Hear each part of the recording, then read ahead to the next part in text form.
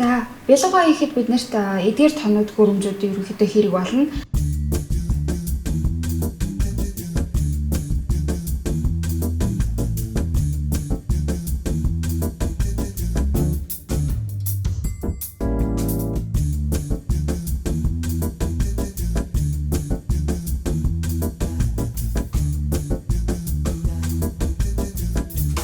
За, хамгийн нэгдүгээрт бид нэр хэмжих одоо зүйлтэй байх хэрэгтэй. Тэгэхээр одоо энэ хэмжүүрийн халбагнууд ингээд 5 бас байх хэрэгтэй.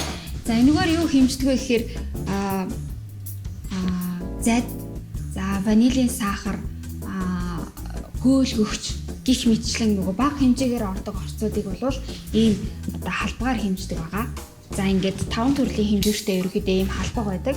За энэс өөрөөр бас аягны хэмжээтэй ийм томууд бас байдаг. Тэрнийд нь бол шингэн орцуудыг бас грамлж болдог байгаа. За хэрвээ шингэн орц, хуурай орцуудыг бүгдээр ингээ нэг дор грамлыг гэх юм бол электрон жин бол хэрэгтэй. Сүүлийн үеийн электрон жингүүд бол хуурай орц, шингэн орцуудыг бүгдээр ингээ одоо жинэлдэг байгаа. За тэгэхээр жин бол нэгдүгээр танд зайлшгүй байх хэрэгтэй одоо ийм зэвсэг байгаа. За дараа нь хэдүүлээ орцуудаа жинэлчлээ. За дараа нь одоо яах вэ гэхээр одоо зуурагчууд дээр одоо гурилан зурмгуудаа бэлдэнэ. За тэгэхээр ямар ч бүтээгдэхүүн хийж байгаа тохиолдолд ийм төмрөн каструл, ийм савнууд бол ерөнхийдөө зайлшгүй хэрэгтэй. Энэ дотор бид нэр одоо гурилан зурмгаа хийж болно, кремээ хийж болно. Кремийн дотор хавчуурга гих мэтчлээ одоо бүх зүйлүүдийг ийм төмрөн каструлд бол ерөнхийдөө гараар хутгаж хийх зэрэг одоо ийм зүйлүүдэд ашиглана. За энэчнээс бид нар кремээ зуурч авчаад энэ каструландаа хийгээд одоо хүнсний скотчоор боогоод бүргүүрт хадгалах гэдэг ч юм уу те бүх зүйл дээр бол ерөнхийдөө энэ төмрөн каструл нэлээд их хэрэг болно. За тэгээд энэ суурин миксер байгаа. За анхлаа суралцж байгаа хүмүүс бол суурин миксерээс гэхдээ аль болох зайлсхийх шаардлагатай. Яагаад гэвэл та гар миксерээр хийх юм бол гарандаа ирж байгаа хүчийг одоо мэднэ гэсэн. Тухайн зурмагч нь одоо өтгөн байна уу, шингэн байна уу гэдгийг гараараа мэдрэх учраас одоо тэр гар миксерээ ашиглаад бүх крем, макарон, одоо гурилан зурмаг бүгдээрийг нь одоо ерөнхийдөө гар миксерээр бол хийвэл зүгээр. За бүр цаашлаад та сурцсан тохиолдолд хэмжээгээр нь зурмаг бэлтгэж байгаа тохиолдолд ийм одоо 2 литрийн, 3 литрийн, 8 литрийн ч юм уу багтаамжтай ийм суурин миксерүүдийг ашиглаж болно. Энэ дээр гурилаач зурж болно, кремээ зурж болно. Макароныг бол хэрвээ та макароныг Итали аргаар хийх гэж байгаа бол зайлшгүй суурин миксер бол шаардлагатай байдаг. За ингээд суурин миксер бол 1-ээс 10 хүртэлх одоо хурдтай байдаг. За гэртээ болвол гар миксер ашиглаад бүх төрлийн зүйлүүдийг бол ер нь хийхэд тохиромжтой. Заалшгүй суурин миксер байхгүй юм чинь би энийг хийж чадах юм гэж бодох хэрэггүй. За ингээд цаашаа. За бид нар гурилан зурмгаа хэрвээ зуурчлаа. Түүнийгээ одоо тортныхоо хэврүүгээ хийлээ гэж бодох юм бол биднэрт ийм хэлбэртэй шпатлууд хэрэг болно. Энэ бол савнаас гурилан зурмгийг гаргаж авдаг одоо ийм дугуй зүйлийг ингэж хусаж авдаг. Ийм хэлбэртэй ийм ирмэг ингээд дугуйрсан ийм шпатл байгаа. За энэ шпатл дотор хардаа ийм өөр хэлбэрээр ингээд ялгантаад ирж байгаа. За жишээлбэл энэ төмрөн гэх юм бол эндээ ингээд сантиметраар ингээд бараг шугам шиг энэгээрээ юм шугамдаж болно тий. Энийгээ тавьж байгаа гурилан зурмууд ижил хэмжээтэйгээр таслая гэвэл ингэж одоо тэмдэглэгээтэй байгаа. За тэгээд нийтдээ гурилан зурмын энэ бараг хутгыг орлно гэсэн. Бүх зурмуудыг ингэж одоо хэрчиж хувааж болно гэсэн. Мөн энэгээр белоны гаднах өнгийг гаргахад тул энэгээр мөн одоо тэгшилж хүлгэр өнгийг гаргах ус гаргаж болно. За ингээд шпатл ингээд явсараа сүүл рүүгээ хөгжсөн байгаа. Одоо сүүлийн үед бол энэ акрилтон шпатлууд гарсан. За энэ бол өндөр торт, намхан торт гэдэг ингээд торт болгоны хэмжээгээр ингээд өөрчлөгдсөн ийм акрилтон шпатлууд байгаа.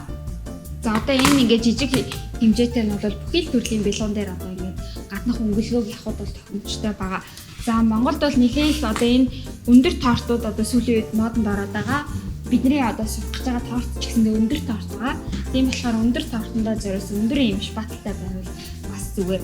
Гэхдээ хэрвээ байхгүй тохиолдолд энэгээрээ ч гэсэн намхнараа ч гэсэндээ орлуулж болно. Энэ дээр айх байхгүй. За ямар ч төсөн танд бол эдгээр зүйлсүүд байх шаардлагатай байгаа. Яг чимэглэлийн одоо энэ тортыг хийхэд бол. За шпатлын ялгааг та бүхэн эндээс ингээ харсан баг. За тэгээ мэдээж хив байгаа. За хив нь бол энэ 16 см-ийн диаметртэй. Сүүлийн үеийн бас хинүүд ингээ дээшгээ өндөр болсон. Энэ өндөрт нь бол бид нэр мөс ингээ зарцааж хийдэг ийм зарцаамган тортуудыг бас хийхэд ийм илүү тохиромжтой байдаг шүү. За энэний бид нар суурийг нь ашиглаад зөвхөн суурийг нь гурлан дээрээ тавьж байгаа тойруулаад хив авах болохоор ерөнхийдөө хивэнд бол хийхгүй. Гэхдээ та бүхэнд бол ер нь хив нь одоо өөр тортуудын дараа хичээл дээр хивэнд хийдэг тортууд орох болохоор ерөнхийдөө хивээ аваад бэлтгэсэн байх шаардлагатай. За тэгээд мэдээж бид нэр зурмгаа зурчлаа, тортноо кексийг гаргачлаа. Одоо ингээ кремээр ингээ бүрнэ. За тэгэхээр энэ кремийн гутгнууд бас хэмжээгээр ингээ өөр байдаг. За ийм гурван хэмжээтэй.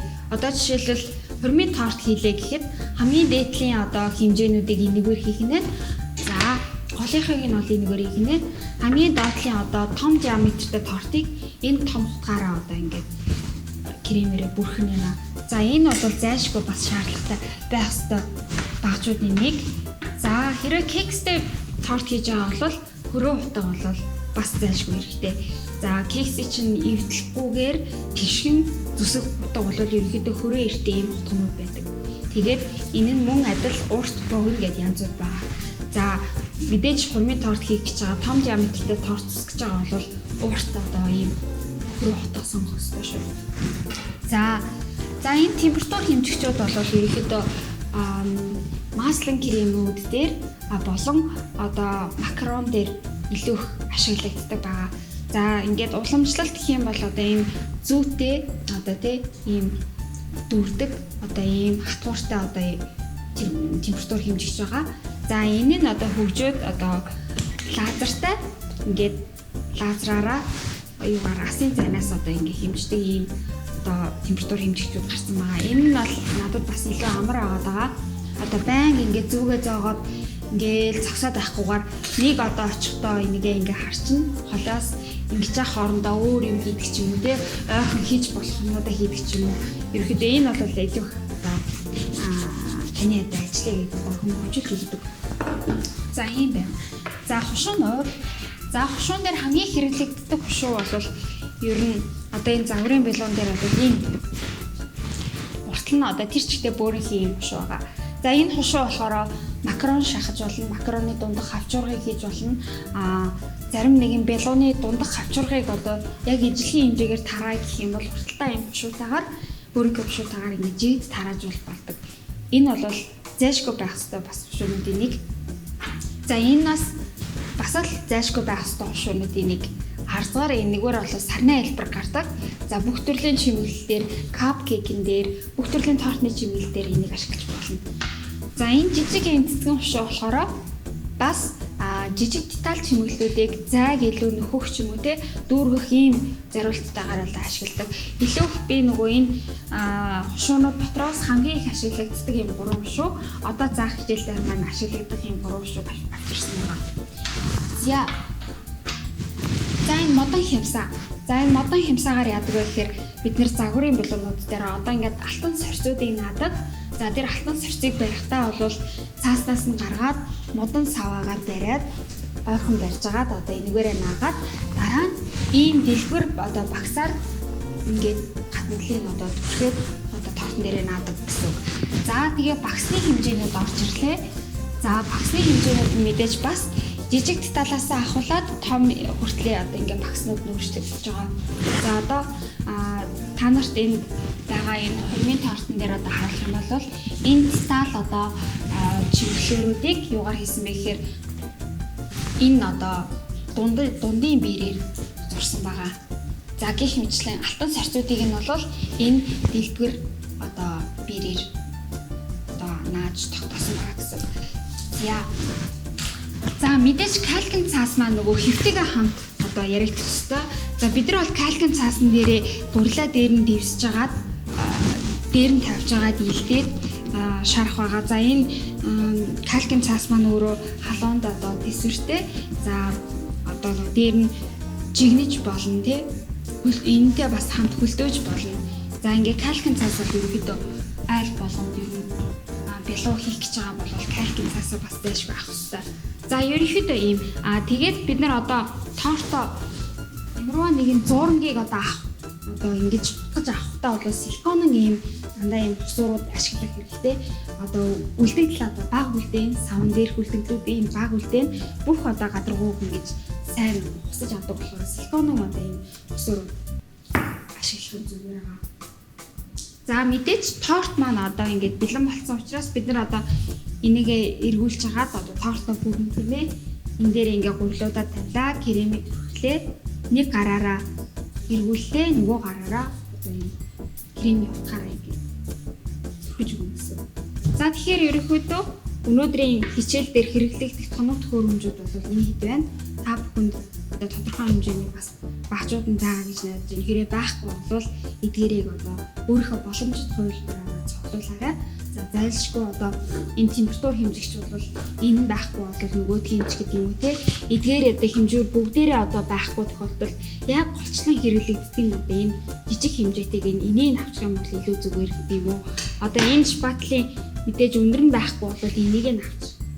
За гих мэдчлэнгээр өөрсөндөө тохируулаад багцуудаа олж цуглуулаарай.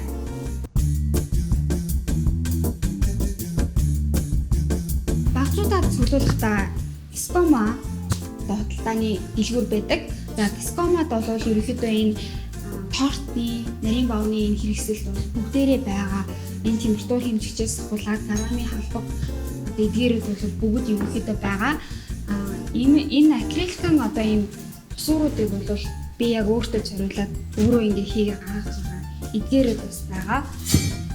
Энэ төмрийн шпатлууд бол бас скома дээр ерөнхийдөө хөвчлэн байдаг. Скома гэхээс илүүтэй бас гяд байгаа. Тортын яг хэрэгслээр дагнсан ийм лангуунууд ерөнхийдөө зах худалдааны төвүүдээр ер нь бол байдаг. Тэн дээр бол та бүхэн очиход ерөнхийдөө бараг суурийн бүх юмнуудыг бол тэр лангуунаас авах боломжтой байгаа. За хамгийн чухал тоног төхөөрөмж бол шарах шүгэ байгаа. За шарах шүгэгээ хэрвээ яаж сонгох вэ гэдэг дээрээ мэдэхгүй байвал ерөөсөө хамгийн чухал юм нь бол ерөөсөө сэнстэй. Бүх листүүд нь ижил дулаанаар болдог. Одоо бүгдээрээ яг 1 2 1 3 5 дээр одоо ингээд хэрвээ та кекс чиглэлээ гэхэд бүгдээрээ яг ижилхэн шин чанартайгаар жигнэдэж гарч ирэх ёстой гэсэн. Тэгэхээр ерөнхийдөө бид нэр цахилгаан эрслийн бараануудын одоо дэлгүүрүүдээр орохоор зарим хүмүүсүүд нь сэнсгүүгээ одоо бас тодорхой тайлбарлаж өгөөгүй улмаас бид нэр сэнсгүү одоо шарах шүгэ аваад түүн дотор одоо илүү их одоо нэг түлэгдэх одоо түүх хийх гэдэг ийм асуудлуудад тулгарх гад байдаг. Тэгэхээр анханасаа шарах шүгэгээ сонгож авахдаа ижил дулаанаар одоо болдог сэнстэй тохиргоотойг нь л авах хэрэгтэй. За ингээд тоног төхөөрөмжүүдтэйгээ илүү танилцлаа. Одоо та бүхэндээ бэлуунд орж байгаа орцуудыгаа танилцуулъя.